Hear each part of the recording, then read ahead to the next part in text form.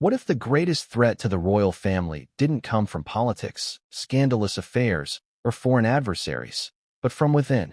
What if it came not from a foe outside the palace gates, but from a woman who was welcomed in with open arms, celebrated as a modern fairy tale bride, and hailed as the new hope of the monarchy?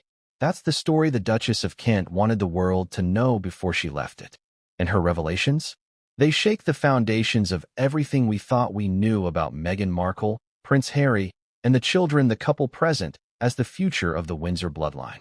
You have to ask yourself, why would the Duchess of Kent, a woman respected for her discretion, her dignity, and her unwavering silence on palace controversies for decades, suddenly choose her final moments to reveal secrets so devastating they could change royal history forever?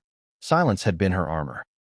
She had been the quiet observer, the loyal confidant, the understated presence at royal events. And then, as though weighed down by years of suppressed truths, she finally opened the vault. Before we continue, please hit the like button, subscribe to the channel, and turn on the notification bell for updates. She revealed that Meghan Markle's pregnancies were not as they seemed. That Archie and Lilibet's very existence is bound up in secrecy, deception, and cover-ups involving falsified documents. She spoke of secret deals struck with members of the media, contracts that weren't just about image management, but about power and control. She alleged financial manipulation at a level that, if true, would stain the monarchy's already fragile reputation. And most chilling of all, she claimed Meghan's very identity was constructed on a web of altered documents and falsehoods. But here's the real kicker. Why now? Why did she wait until death's shadow loomed over her before letting these words see the light? It's a haunting question. Imagine being the keeper of secrets for decades, bound by loyalty to an institution that prides itself on silence. The Duchess of Kent was no rebel. She wasn't known for chasing headlines or stirring scandal. She lived her life in the shadows of bigger personalities. And perhaps that's exactly why her voice matters more than ever now. Because when someone who has nothing left to gain speaks up, their words carry a weight that is impossible to ignore. And so, with her frail voice, she handed us a mirror. A mirror reflecting not just Meghan Markle, but the monarchy itself, caught between tradition and survival. Now let's talk about why this matters right now. Why these revelations, timed as they were, are explosive in the present moment. Meghan and Harry's image as a brand, as a global power couple, as spokespeople for modernity and independence, rests heavily on their narrative of victimhood and authenticity. They claim to have broken free of the suffocating control of the firm. But if the Duchess of Kent's revelations are true, then their carefully curated image could collapse like a house of cards. Consider the timing. The monarchy is already on shaky ground. King Charles grapples with both health concerns and a fractured public image. Prince William shoulders the burden of carrying the crown into the future, but his family life has been relentlessly scrutinized. Against this backdrop, Meghan and Harry have managed to dominate headlines, often portraying themselves as martyrs of royal cruelty. But what if those very headlines were not the work of ruthless tabloids or palace leaks, but orchestrated by Meghan herself? Can you see the contradiction? The very machine she claims destroyed her was, according to the Duchess, the one she secretly controlled. That's betrayal on a scale that borders on treason, not just against the monarchy, but against a nation that prides itself on trust in its institutions. And then there are the children, Archie and Lilibet, innocent faces caught in a storm of suspicion. For years, speculation has swirled around Meghan's pregnancies. From the infamous moon bump theories to the curious absences of medical records, the public has always sensed something wasn't quite right. But suspicions are one thing.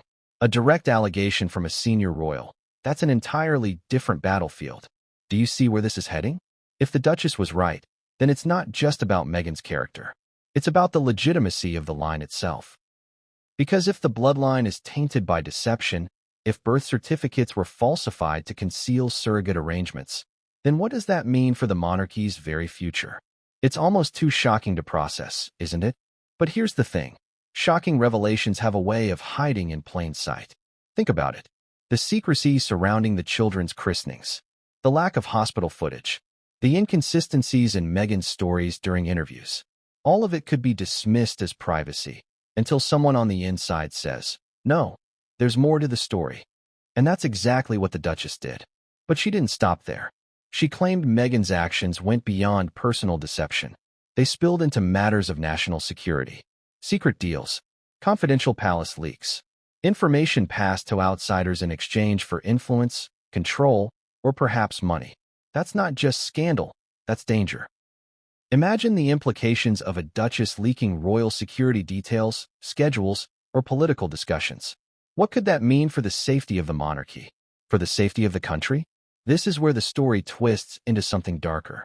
Because if Meghan was willing to manipulate documents, bend the truth about her pregnancies, and sign secret contracts with the media, then financial misconduct feels almost inevitable.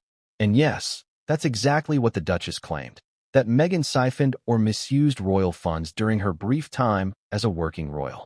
Do you feel the pattern emerging? Each revelation builds upon the last, forming a mosaic of manipulation, ambition, and betrayal. And yet, the Duchess saved her most damning accusation for last, that Meghan herself used falsified documents to construct the very identity she presented to the world. Think about that. We've seen celebrities reinvent themselves. Stage names, PR-crafted backstories, curated narratives. But what if Meghan's reinvention wasn't just cosmetic? What if it was fraudulent at its core? That's the kind of accusation that doesn't just question her suitability as a duchess. It questions her legitimacy as a royal at all. And here's the irony. Meghan, who often presents herself as the truth-teller, the whistleblower, the victim of lies, may herself be the architect of deception. Now let me ask you, what do you believe? Do you think the Duchess of Kent, at the end of her life, fabricated this? Or do you think her words were the final act of a woman who had borne too many secrets for too long? That's the hook that makes this story so magnetic. It's not just about Meghan. It's about truth. It's about what we choose to believe and who we choose to trust when power, money, and legacy are on the line. But here's what makes it irresistible. Every one of these threads, the surrogacy, the birth records, the secret media deals, the finances, the falsified identity, they're all connected. Each allegation feeds the next, like dominoes in a line. And once the first one tips, the rest are impossible to stop. Which is why we begin here, with the Duchess of Kent's haunting voice, echoing from beyond the grave. A voice that forces us to question everything. And just when you think it can't get any darker, remember this. The first revelation she made wasn't about money or media. It wasn't about secret deals or falsified backgrounds. No, her opening words were about Meghan's children. And what she revealed about Archie and Lilibet's births was only the beginning. Because the next detail tore open the palace's deepest secrets. Why would the Duchess of Kent, a woman who had spent decades cloaked in quiet dignity, decide to lift the veil in her final days? Why break a lifetime of silence for one last gasp of truth? That's the haunting question that begins Chapter 1. The Duchess had long been a figure of subtle grace in the royal family. Unlike others, she was not known for grand interviews, dramatic feuds, or public scandal. She was the embodiment of the old ways, silence, duty, and discretion. And yet, toward the end, she spoke. Her words were not a whisper, not a casual recollection, but a revelation designed to shake the palace to its very foundations. So why now? Perhaps because there's a clarity that comes in those final days, when mortality strips away fear. Imagine carrying the weight of secrets for decades, watching the institution you've protected wobble and falter, then realizing that if you leave this world without speaking, those secrets die with you. For the Duchess, silence was loyalty, but silence, in the end, might have been betrayal. Her confidants say she spoke with urgency, as though time itself was her enemy. Frail, but determined, she began recounting things she claimed to have witnessed, heard, or been told directly in the halls of the monarchy. Not rumors, not tabloids, but the kinds of whispered truths insiders trade behind closed doors. And the first name on her lips? Meghan Markle. Do you feel the shiver of that? This wasn't just a broad critique of modern royals or the changing times. It wasn't a lament about the media circus or generational differences. It was pointed, direct, aimed straight at the Duchess of Sussex. She began with Meghan's children, Archie and Lilibet. The Duchess claimed their births were not as the world was led to believe. That from the start, the narrative was constructed, polished, and carefully shielded to present Meghan as the perfect royal mother, carrying the Windsor line forward. But beneath the polished photos and controlled announcements, the Duchess insisted was deception. And she wasn't vague. She didn't leave things in the fog of speculation. She spoke plainly. The pregnancies were not real, and surrogates had been used. The world was misled. Can you imagine the magnitude of those words? For a royal to question the legitimacy of heirs is no small thing. It cuts at the heart of monarchy itself, which survives only because of bloodlines, lineage, and legitimacy. To suggest falsification in the births of Archie and Lilibet was to suggest nothing less than a threat to the very foundation of succession. But here's where the Duchess's words become even more chilling. She claimed Meghan went beyond using surrogates. According to her, Meghan was directly involved in falsifying records, hospital documents, certificates, and paperwork meant to establish the illusion that she had given birth herself. Let that sink in. This isn't about bending traditions or breaking a dress code or stepping outside protocol. This is about allegedly manipulating the legal framework that establishes who is and who isn't a legitimate heir to the crown. If true, it's one of the gravest accusations in royal history. But the Duchess didn't stop there. She went on to suggest that Meghan had established secret relationships with members of the press. The very outlets Meghan claimed to despise, the tabloids she painted as cruel enemies. Those, the Duchess claimed, were the very entities Meghan used to her advantage. She described confidential agreements, under-the-table contracts, and a deliberate strategy to weaponize the press. Now let's pause. Doesn't that raise a contradiction you can't ignore? Meghan and Harry's entire brand hinges on the story of their victimhood at the hands of ruthless media intrusion. And yet, the Duchess insisted Meghan was feeding those same outlets carefully chosen information, sometimes even palace-level secrets, in exchange for favorable coverage or leverage. That's not just manipulation. That's a breach of trust so severe it borders on treason. And if those leaks included sensitive royal operations or national security details, the implications stretch far beyond tabloid drama. Think about it. What if personal gain came before the safety of the monarchy? What if secrets meant to remain sealed within Buckingham Palace walls were used as bargaining chips with the press? That's not just betrayal of family. That's betrayal of country. Her words grew darker still. The Duchess accused Meghan of dipping into royal finances, manipulating funds, and exploiting her position during her brief time as a working royal. We know the monarchy is supported, in part, by public money. We know the scrutiny of taxpayer funds is constant. So imagine the outcry if it were proven that Meghan misused those resources. The Duchess's claim wasn't just about scandal. It was about theft from the people themselves. And then came the final blow. The accusation that Meghan's very identity was built on deception. The Duchess suggested altered documents, false narratives about her past, and a carefully curated persona designed to fit into the royal mold. At this point, you have to ask, what would drive the Duchess to say all of this? Was it bitterness? Was it vengeance? Or was it the raw, unfiltered truth of someone who had spent a lifetime watching the royal family unravel from within? Consider this. When someone has no reason to lie, when their life is at its end and reputation holds no more sway, their words take on a different gravity. The Duchess of Kent had no book deal, no tell-all, no documentary waiting in the wings. She had only her legacy and the burden of secrets she believed the world had to hear. But here's the question that gnaws at the edges of this revelation. Was she warning us? Or was she confessing? Was she unburdening her own conscience? Or was she sounding an alarm for the monarchy's survival? And if you think her first words were shocking, they were only the beginning. Because after claiming that Meghan had deceived the world about her pregnancies and children, the Duchess turned her gaze toward the machinery behind the cover-up. Her final words did not just expose Meghan, they hinted at complicity. And what she revealed next would drag the entire palace into the storm. What if the fairy tale was never real?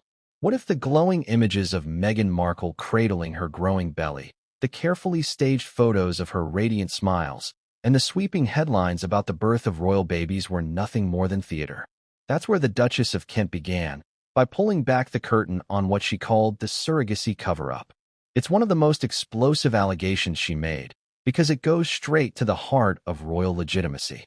The monarchy, after all, isn't just about pomp and ceremony. It's about bloodlines. Generations of carefully preserved lineage. That's the foundation.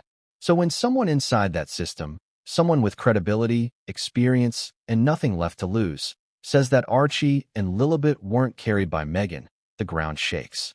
Let's rewind to 2018. The world was captivated by Meghan's marriage to Prince Harry.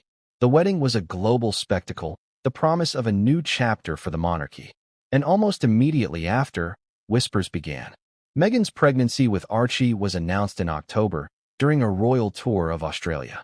Cameras captured her stepping out in fitted dresses, clutching her stomach. The world swooned. But skeptics noticed inconsistencies. One day the bump seemed large, the next smaller. Photos appeared to show folds in the belly as she bent down, sparking rumors of a prosthetic, what came to be infamously known as the moon bump. Dismissed at the time as internet conspiracy theories, the Duchess of Kent's words breathed new life into those whispers. According to her, the inconsistencies weren't just fashion illusions. They were deliberate. Meghan, she claimed, never carried Archie herself. A surrogate did. Ask yourself, why would someone go to such lengths to conceal this? Surrogacy is not illegal. But for the royal family, it poses problems. The image of a future queen or duchess producing heirs is steeped in tradition. It's not just biology, it's symbolism. The very sight of a royal belly has always been used as proof of continuity, stability, and legitimacy. Could it be that Meghan, and perhaps even Harry, feared the backlash of breaking with that tradition? And then there's the secrecy. No official photographs of Meghan leaving the hospital. No proud new mother pictures on the steps, as was tradition with Diana, with Kate. The palace was unusually evasive about details surrounding the birth. Even the hospital remained ambiguous. At the time, it was chalked up to Meghan's insistence on privacy. But the Duchess of Kent suggested it wasn't privacy at all, it was concealment. When it came to Lilibet, the suspicions only grew. Announced while Meghan and Harry were already estranged from the monarchy, her birth was even more shrouded in mystery. No hospital confirmation. No medical records disclosed. Just a carefully worded press release. According to the Duchess, this was because Lilibet too was carried by a surrogate. Think about that for a moment. Both children of Meghan and Harry, the very symbols of their union, allegedly brought into the world not by Meghan's womb, but by secret arrangements. And here's where it gets darker. The Duchess alleged that this wasn't simply a private decision. She said it was a cover-up, orchestrated with deliberate deception, including falsified paperwork designed to protect the illusion that Meghan had given birth herself. Why would Meghan feel compelled to present herself as the biological mother? Was it to maintain her place in royal history? To preserve the image of authenticity in the eyes of the world? Or was it something deeper, something tied to money, titles, and legitimacy?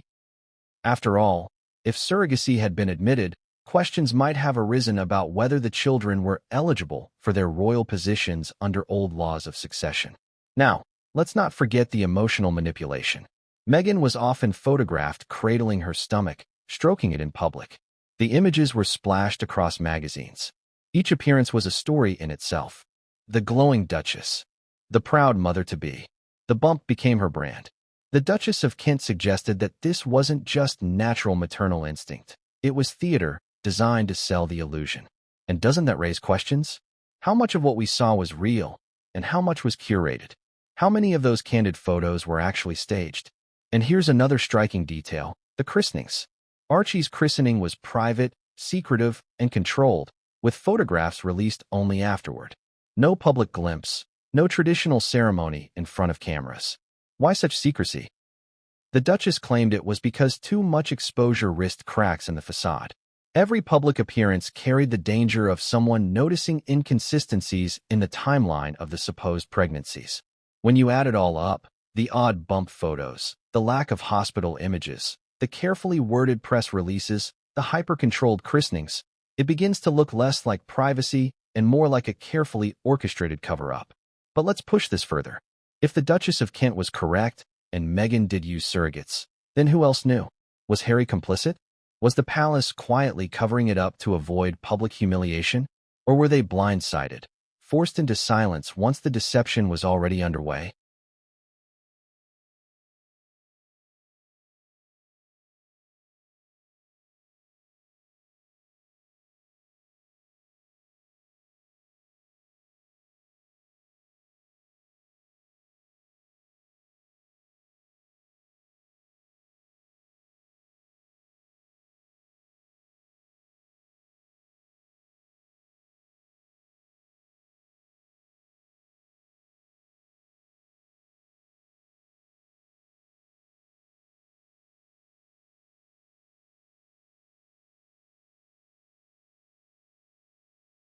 This is where it gets sinister.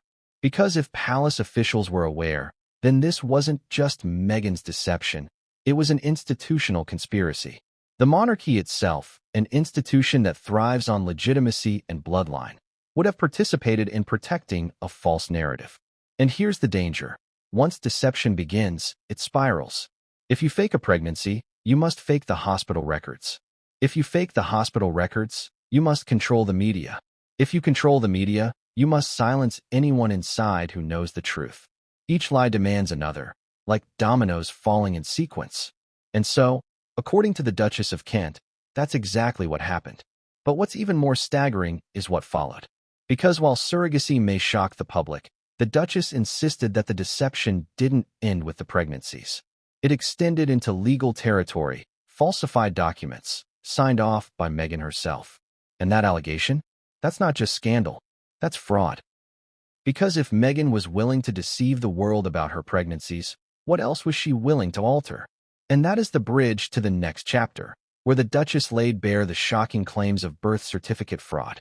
What if the very documents that prove who you are, the papers that establish your existence, your identity, your legitimacy, were forged? What if the foundations of Archie's and Lilibet's lives were built not on truth, but on falsification?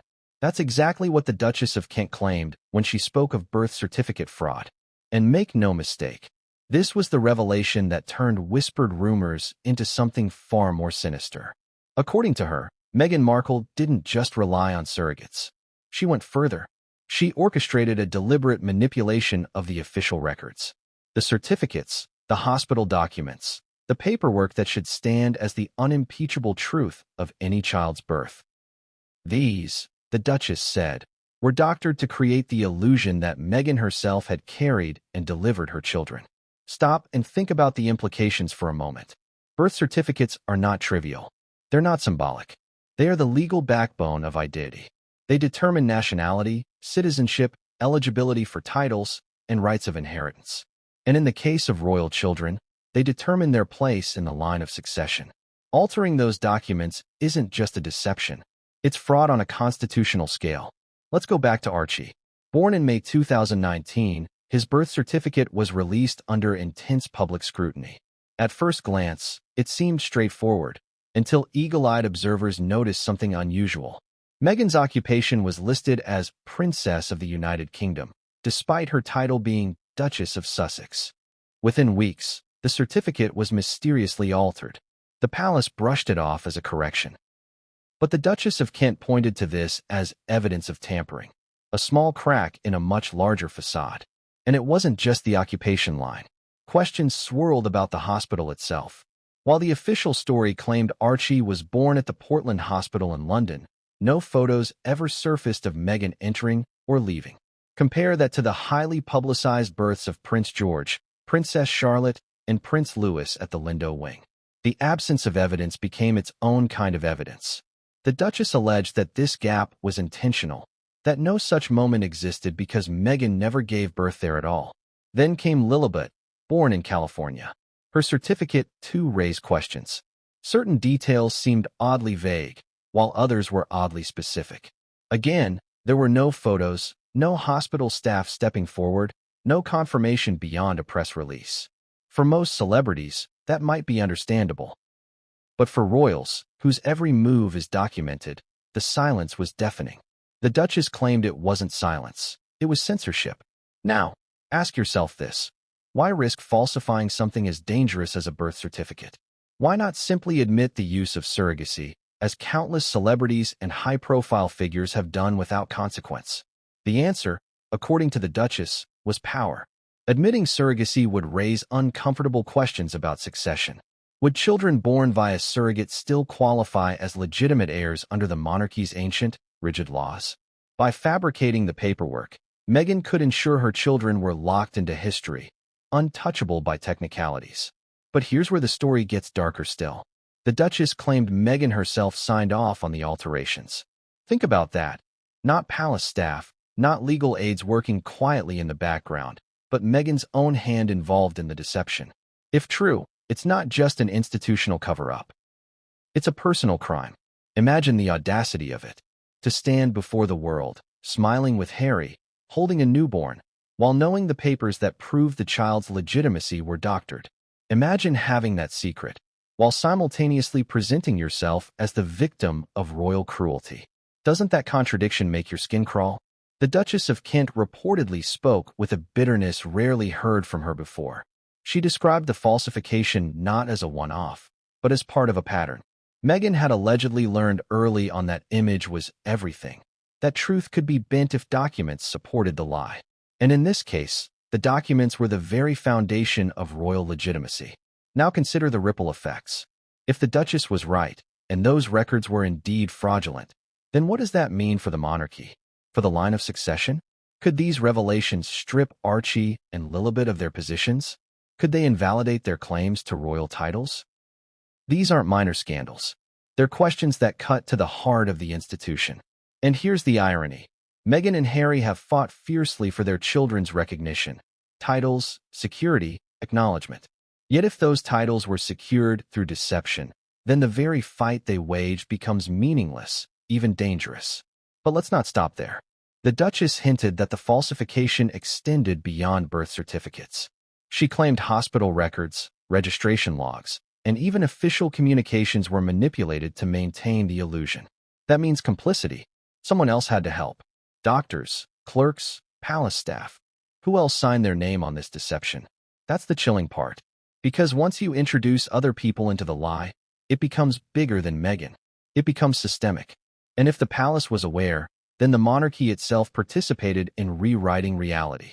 And that raises the question, what else might have been rewritten? Because as the Duchess revealed, the forged documents were only one piece of the puzzle.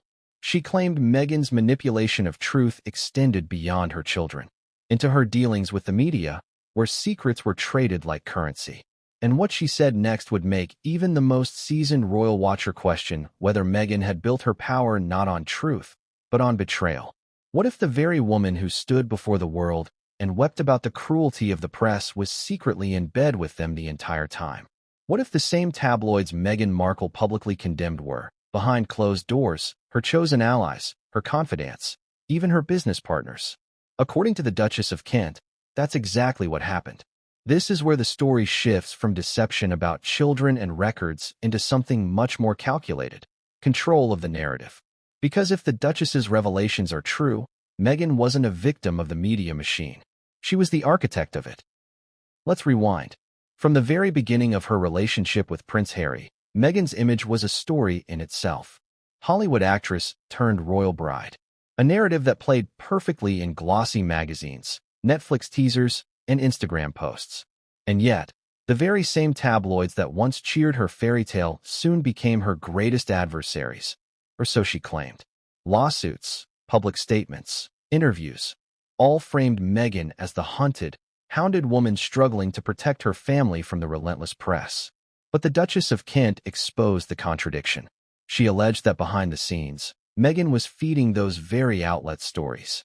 Carefully curated leaks, privileged palace details, secrets that only someone on the inside could know. And these weren't innocent tidbits, they were strategic. Ask yourself this. How did the tabloids get access to such specific palace gossip during Meghan's short tenure as a working royal? Who stood to gain from stories about frosty relationships, tensions between brothers, and Kate making Meghan cry? According to the Duchess, those leaks weren't accidents. They were weapons. And here's the chilling part. She claimed Meghan didn't do this alone. She suggested private contracts were drawn up with media figures, confidential agreements, payoffs and quid pro quo arrangements. Information traded not for survival, but for advantage. Imagine the implications. Meghan, who styled herself as a victim of media intrusion, allegedly turning the institution's deepest secrets into bargaining chips. That's not just hypocrisy. That's manipulation on a breathtaking scale. Now think about the timing of those leaks. Stories that painted Meghan as the outsider, the victim, conveniently positioned her against the monarchy. Stories that painted Harry as a protective husband bolstered their narrative of love against the world. Meanwhile, leaks about William and Kate painted them as cold, distant, even cruel. Coincidence? Or was Meghan deliberately feeding the fire, ensuring the press turned their spotlight where she wanted it? Let's look closer at one particular moment, The Oprah interview. Meghan claimed members of the royal family were cold, dismissive, even racist. The world erupted in shock. But long before that interview, the tabloids had already begun publishing whispers of unseen tensions and racist undertones within the palace. The Duchess of Kent alleged those whispers began with Meghan herself. Leaks seeded into the press months, even years, before the grand public reveal. And then there's the matter of national security. This is where the Duchess's revelations cut deeper than mere gossip. She claimed Meghan's leaks weren't limited to personal stories. They included confidential palace protocols, security details, and even information about private royal meetings. If true, that's not just betrayal of trust. It's a breach that could compromise the safety of the monarchy itself. Think about it. If paparazzi suddenly knew where Meghan and Harry were staying before an event, or how royal security would be structured at a gathering, that's not just news, it's intelligence. Information that could be exploited by stalkers, criminals, or worse. The Duchess described these leaks as calculated, transactional, and dangerous. Not a desperate cry for help, but a cold exchange, secrets for coverage, information for influence. And the irony? Meghan positioned herself as the whistleblower, the truth-teller standing up against the lies of the press. But if the Duchess was correct, Meghan wasn't exposing the press. She was manipulating them, using them like pawns in a larger game. Doesn't that change everything? Doesn't it make you wonder, was the war between Meghan and the media ever real? Or was it simply theater, staged for public sympathy, while private deals kept the headlines spinning in her favor? And here's the darkest twist. The Duchess suggested these arrangements didn't just benefit Meghan, they protected her. By leaking selectively, Meghan ensured the media was both fed and controlled. She kept the wolves at bay by tossing them scraps of meat. And in return, she bought herself power. But power always comes at a cost. And according to the Duchess, the cost wasn't just the monarchy's reputation. It was money. Cold, hard cash. Because she claimed Meghan's manipulation didn't stop with stories. It extended into the royal purse. Which leads us to the next revelation. Because if Meghan could turn secrets into leverage with the press, what else could she manipulate? The Duchess insisted the answer was simple: the monarchy's own finances. What happens when money meant to uphold centuries of tradition, to fund the workings of the monarchy, to symbolize trust between crown and country, is allegedly siphoned away? What happens when a duchess, newly arrived into the House of Windsor, is accused of dipping into royal coffers not for duty, but for her own gain? That's the storm the Duchess of Kent unleashed when she revealed Meghan Markle's alleged manipulation of royal finances. It's a claim that strikes at the monarchy's weakest point: money. For years, critics of the crown have demanded transparency. Why should taxpayers foot the bill? They ask. How much does the monarchy really cost? Against this fragile backdrop, the Duchess of Kent claimed Meghan's actions weren't just careless spending. They were calculated exploitation. Let's rewind to Meghan's brief tenure as a working royal. The Sussexes lived at Frogmore Cottage, a property refurbished with £2.4 million of taxpayer funds. The official explanation? Necessary renovations for the couple's residence. But the speed, scale, and secrecy of the refurbishments raised eyebrows. Critics wondered why such lavish updates were needed for a home the couple would later abandon. According to the Duchess of Kent, this wasn't mere extravagance. She suggested the financial manipulations were deliberate, an early indication that Meghan was willing to bend royal budgets to her will. Ask yourself, why would someone who constantly spoke of independence and privacy drain millions in public money for a home she would soon leave behind? Was it short-sightedness? Or was it opportunism, a chance to grab what she could before her exit? And Frogmore was only the beginning. The Duchess claimed Meghan and Harry's staff budgets were inflated, with funds redirected for purposes outside official royal work. She spoke of expenses disguised as security or representation, but in reality linked to personal projects. If true, that's not just misuse. It's deception. Now let's connect the dots. Around this time, Meghan and Harry launched their highly polished projects: glossy Instagram posts, curated campaigns, and hints of a separate Sussex brand. Could it be that the money intended for royal duty was being funneled into building Meghan and Harry's independence? Into laying the groundwork for the global empire they would later attempt with Netflix, Spotify, and Archwell? It's a chilling thought, taxpayers funding the very tools that allowed Meghan and Harry to walk away from the monarchy. And the irony runs deep. Meghan often positioned herself as a critic of royal finances, implying that the institution hoarded wealth while trapping her in financial dependence. Yet, the Duchess of Kent insisted Meghan wasn't trapped at all. She was manipulating the system to benefit herself. Think about how this would look to the public if proven. People already resent the monarchy's spending. Every pound must be justified. The revelation that Meghan siphoned or misused funds wouldn't just damage her. It would fuel the Republic movement, undermine the monarchy, and erode trust at a time when the crown can least afford it. But the Duchess didn't stop with allegations of misspent money. She hinted at something more sinister, that Meghan's manipulation wasn't just about personal comfort or brand building, but about power. Money, after all, buys loyalty, staff, influence, connections. By controlling finances, Meghan could shape her own network within the palace and beyond. And here's where it gets even darker. The Duchess suggested Meghan used her position to extract more than money. She extracted favors. That she built quiet financial relationships with allies who could serve her after her inevitable departure from royal life. In other words, she wasn't just spending. She was investing in her future outside the monarchy. Do you see the pattern forming? From the alleged surrogacy cover-up to falsified documents, from secret media deals to financial manipulation, it all paints a picture of Meghan as someone playing a long game. Someone less interested in royal duty than in building her own power base, her own independence, her own brand. And the manipulation of royal funds was perhaps the clearest proof of that ambition. Because once money enters the equation, betrayal is no longer just emotional, it's tangible. But if Meghan was willing to manipulate finances, what else might she have manipulated? That's where the Duchess of Kent delivered her next shocking allegation. That Meghan's deception extended beyond money and image into something even more fundamental, her very identity. Because the Duchess claimed Meghan's documents, her background, her story itself, were not what they seemed. What if the woman who walked down the aisle of St. George's Chapel, in front of billions of viewers, wasn't the woman the world thought she was? What if the smiling bride in white, clutching Prince Harry's hand, carried with her not just a carefully crafted image but a carefully altered identity? That's the core of the Duchess of Kent's sixth and most shocking revelation. Meghan Markle, she alleged, built her life on falsified documents and a manipulated backstory. At first glance, the claim feels too wild, too outrageous. But think about the pattern we've seen so far. Surrogacy cloaked in secrecy, birth certificates allegedly altered, financial records bent to her will, confidential leaks fed to the press. In each case, the Duchess painted Meghan as someone who understood the power of documents, of records, of paper trails. She allegedly exploited them to construct the reality she wanted. And if she could do it for her children, her money, and her media narrative, why not for herself?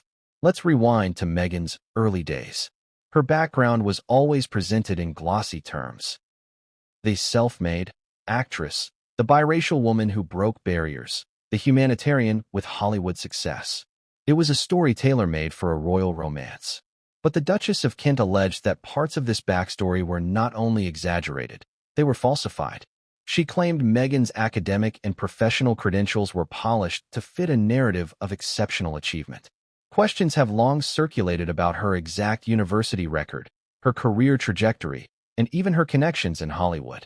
Was she truly the struggling actress who clawed her way to success on Suits, or were doors opened by relationships hidden from the public eye? According to the Duchess, certain documents in Meghan's past didn't quite add up. Transcripts, references, even legal records that, she claimed, bore marks of alteration. Ask yourself, how many times have we seen celebrities reinvent themselves?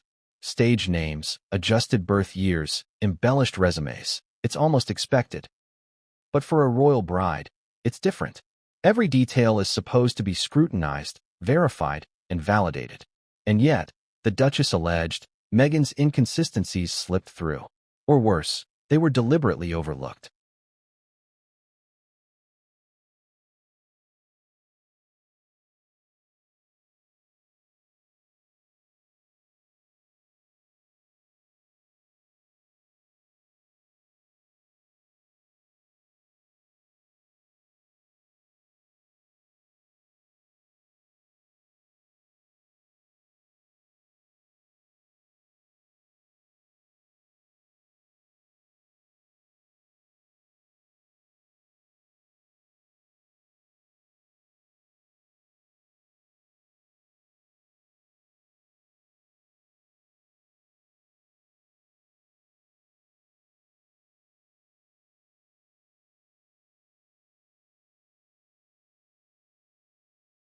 Then there's the matter of Meghan's family narrative. In interviews, Meghan often painted herself as someone who grew up modestly, raised by a hard-working mother, distanced from a difficult father. But the Duchess of Kent hinted that this, too, was a construction. She suggested that Meghan's account of her background had been edited, with certain inconvenient truths omitted or reshaped. Stories about her relationship with her father, Thomas Markle. Stories about her half-siblings. Even details about her upbringing in California. Were all of these details adjusted to create the perfect underdog story? Consider how powerful that story became. Meghan wasn't just a duchess. She was the woman who had supposedly defied odds, shattered barriers, and married into one of the world's oldest monarchies. That story sold magazines. It attracted Netflix contracts. It earned sympathy from millions. But if parts of it were false, then what Meghan built wasn't a fairy tale, it was a fraud. And here's where the Duchess's words cut deepest. She alleged Meghan not only altered her backstory, but also manipulated legal documents tied to her identity. Licenses, registrations, official records. Small alterations that, taken alone, might seem harmless, but together painted a picture of someone crafting a persona rather than living a reality. Think of the irony. Meghan positioned herself as the truth teller, the one who ripped the mask off the monarchy, the one who exposed racism, cruelty, and hypocrisy. And yet, according to the Duchess, Meghan's own mask was the biggest of them all. Do you see the contradiction? It's staggering. The woman who demanded transparency may herself have thrived on deception. And if that's true, then every word Meghan has spoken, every tear shed in interviews, every claim of cruelty, comes under suspicion. Was she ever the victim? Or was she, all along, the playwright scripting her own drama, casting herself as the misunderstood heroine while hiding the truth of her own story? The Duchess of Kent's revelations left us with a haunting image. Meghan Markle not as the authentic, groundbreaking Duchess she presents herself to be, but as a character sculpted by falsified papers, polished narratives, and convenient omissions. And here's the kicker. The Duchess hinted that Meghan's identity manipulation didn't stop before her royal marriage. It continued inside the palace. She allegedly used these same tactics, altered documents, rewritten narratives, to cement her place at the heart of the monarchy. But if Meghan was willing to reinvent herself, to bend reality to fit her needs, what else was she capable of? That's the question that leads us into the next revelation. Because the Duchess insisted Meghan's identity manipulation wasn't just about family history or personal records. It stretched into her Hollywood ties, into a web of connections, contracts, and backroom deals that shaped her path long before she met Prince Harry. And what she revealed next linked Meghan's royal life not to tradition, not to duty, but to Hollywood itself. What if Meghan Markle's royal story was never really about crowns, duty, or the monarchy at all, but about Hollywood? What if every step she took into the palace halls was guided not by tradition, but by the ruthless logic of show business? That's what the Duchess of Kent suggested in her next revelation. Meghan's so-called royal journey was, in truth, a Hollywood production. From the very beginning, Meghan was different. She wasn't an aristocrat, nor a diplomat's daughter groomed for high society. She was a television actress, a woman of Hollywood. She came from the world of scripts, contracts, agents, and image building. And according to the Duchess, she never left that world behind, not even when she became a duchess. Think about it. Hollywood thrives on reinvention. Stars adopt new names, new backstories, even new accents. It's a place where identity is as fluid as the roles an actor plays. Meghan was trained in that system. She understood how to present one version of herself for casting directors, another for tabloids, another for fans. So when she entered the royal stage, the Duchess claimed, Meghan treated it the same way she treated a movie set, as a role. And doesn't that explain so much? The carefully curated appearances, the dramatic pauses in interviews, the tear-streaked confessions timed perfectly for maximum sympathy. None of it spontaneous. All of it rehearsed. Now, let's connect the dots. Before Meghan even met Harry, she was already networking with Hollywood insiders, casting agents, producers, influential friends like Jessica Mulroney. She had already learned how to turn relationships into opportunities. The Duchess of Kent hinted that Meghan brought this same instinct into the palace, using connections not just for support, but for leverage. And here's where it gets darker. The Duchess claimed Meghan never severed her Hollywood ties. Even while standing on palace balconies, Meghan was allegedly in communication with industry contacts, laying the groundwork for what came after. Netflix, Spotify, book deals, Archwell. These weren't born out of desperation after Megxit. According to the Duchess, they were planned all along. Do you see the irony?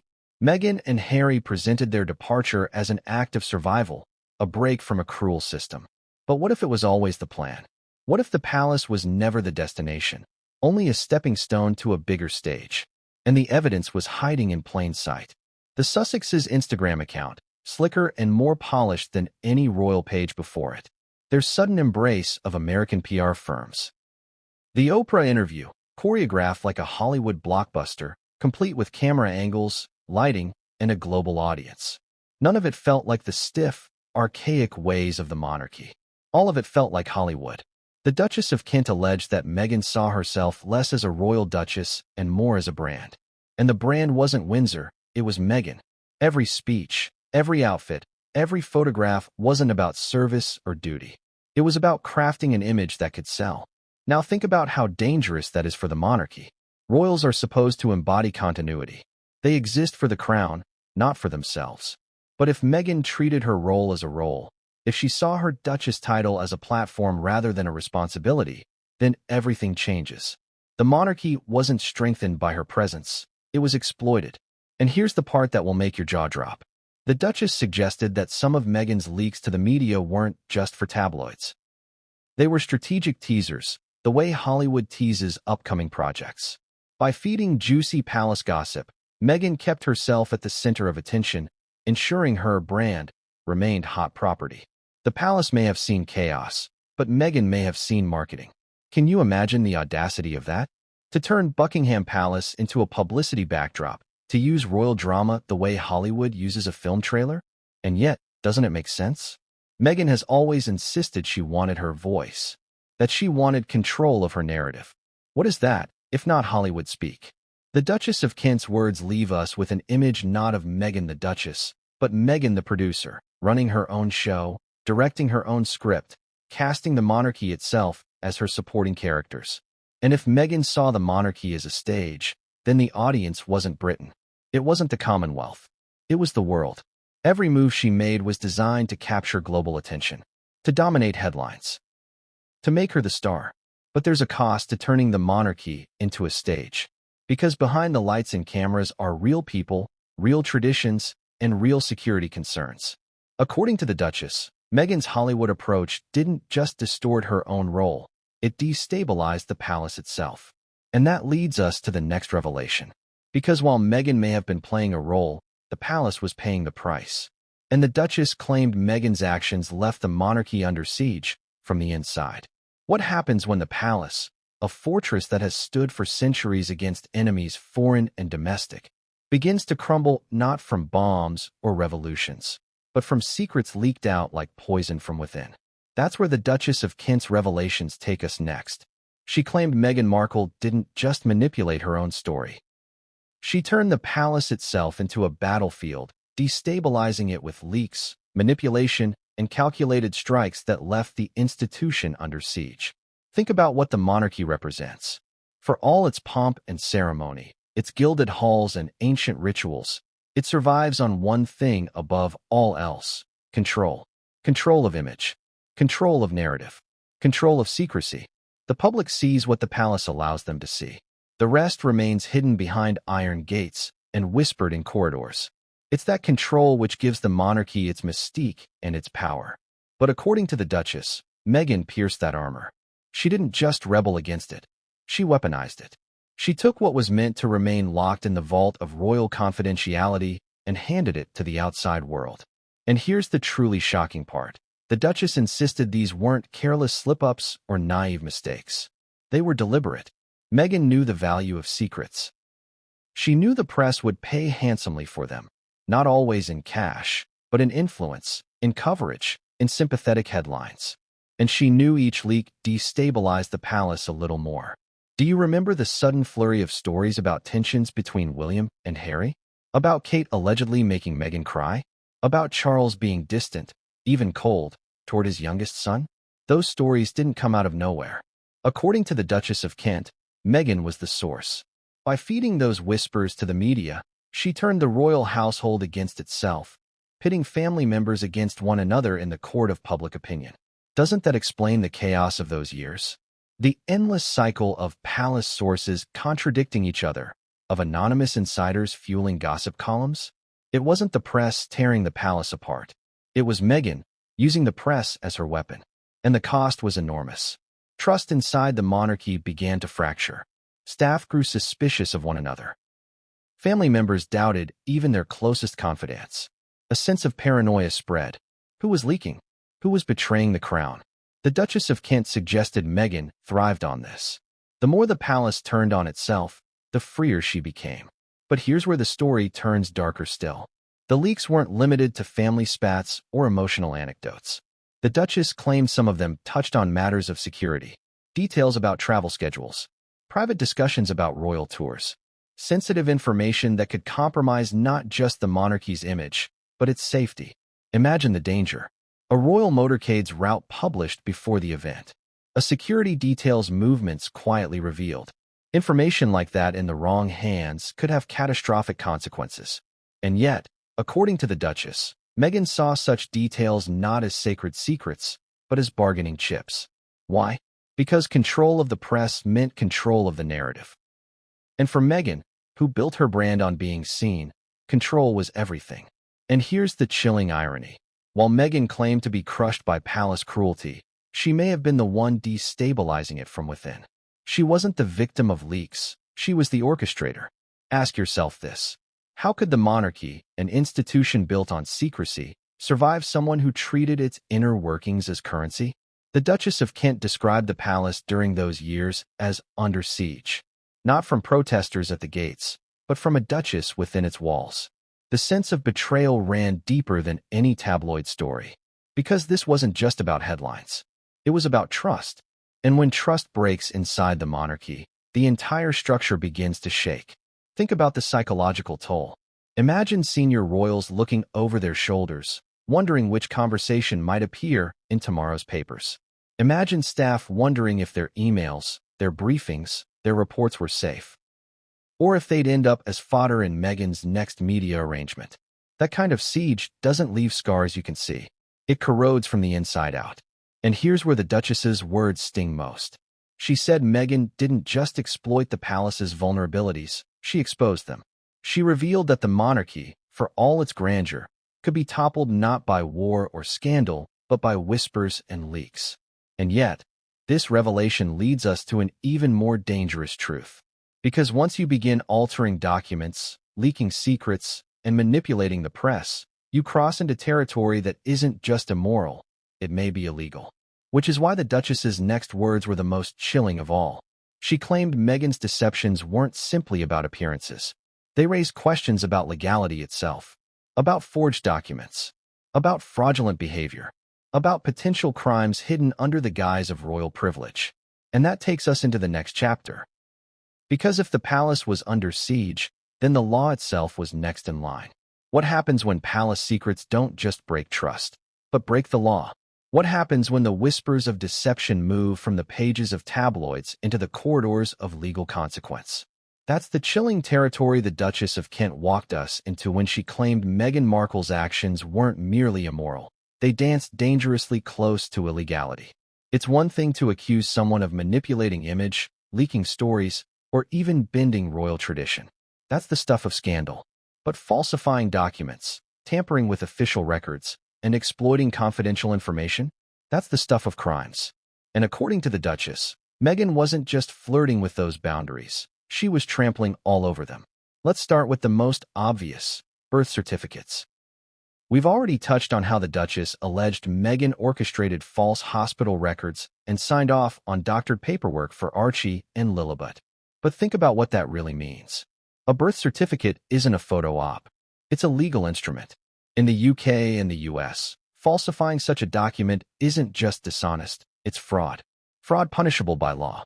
Ask yourself, if any ordinary person falsified a birth certificate, would they get away with it? Would they be shielded by excuses about privacy and protocol? Or would they face courtrooms, fines, even prison sentences? The Duchess was clear. Meghan may have enjoyed protection by virtue of her position, but if those protections were stripped away, the legal consequences could be catastrophic. And the fraud, according to the Duchess, didn't stop there. She claimed Meghan manipulated financial documents tied to her royal expenditures. Expenses filed as security or representation allegedly masked personal spending or funding for side projects. On paper, they looked legitimate. In practice, they blurred the line between public duty and private gain. That's not just unethical, that's misappropriation of funds. And when taxpayer money is involved, misappropriation can very quickly become criminal. But the Duchess hinted at something even darker, that Meghan's leaks to the press may have crossed into territory considered breaches of national security. Think about it. Royals don't just live glamorous lives, they live political ones. They meet heads of state. They receive intelligence briefings. They are guarded with military precision. If Meghan truly passed sensitive palace information to media figures or third parties, she wasn't just gossiping. She was potentially compromising the safety of the crown and the nation. Can you see the weight of that? A duchess trading classified itineraries or security details for favorable press coverage. That's not spin. That's treachery. And the legal implications could extend far beyond the monarchy, into laws governing state secrecy and national defense. Now, let's talk about Meghan's identity. The Duchess of Kent alleged falsified records in Meghan's own backstory. Inconsistencies in her upbringing, academic records, even official registrations. Alone, those might be brushed off as exaggerations or PR polishing. But if those records were actually altered or misrepresented in legal documents, that's fraud again, identity fraud.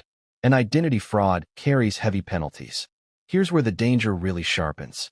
Fraud, misappropriation, breaches of security. These aren't scandals the palace can sweep under the carpet with a stern press release. They're crimes. And crimes have victims.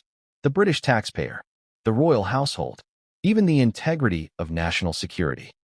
But here's the question the Duchess's revelations force us to confront. If Meghan really did commit these acts, why wasn't she ever investigated? Why wasn't she held accountable in a court of law? The answer may lie in the very institution she allegedly attacked, the palace. Because if Meghan's alleged fraud were exposed in court, it wouldn't just bring her down. It would drag the monarchy through the mud. It would force public disclosure of how much the palace knew and how complicit it was in protecting her. And for an institution obsessed with survival, perhaps protecting Meghan was the lesser evil compared to exposing the monarchy itself to scrutiny. That's the irony, isn't it? The crown may have protected Meghan not out of loyalty, but out of self-preservation. And if that's true, then her deception wasn't just personal, it was systemic. But the Duchess left us with a final, terrifying thought. She said Meghan didn't do this alone. No one manipulates documents, leaks secrets, and plays the media without help. Which means there were others, inside and outside the palace, who aided her. And that leads us to the next chapter. Because if Meghan wasn't acting alone, then who stood at her side? Who helped her play this dangerous game? And the Duchess claimed the answers would implicate far more than Meghan herself. No one pulls off a scheme this intricate by themselves. That was the thrust of the Duchess of Kent's next revelation. If Meghan Markle truly orchestrated surrogacy cover-ups, falsified records, manipulated finances, and leaked palace secrets, she didn't do it alone. Behind every carefully staged appearance, every document altered, every leak to the press, there had to be accomplices. Silent hands. Loyal allies. People who stood to gain as much from Meghan's rise as she did. The Duchess described it bluntly. A conspiracy is never a one-woman show. So who helped Meghan? Let's trace the possibilities. First, the palace staff. Royals don't operate in isolation.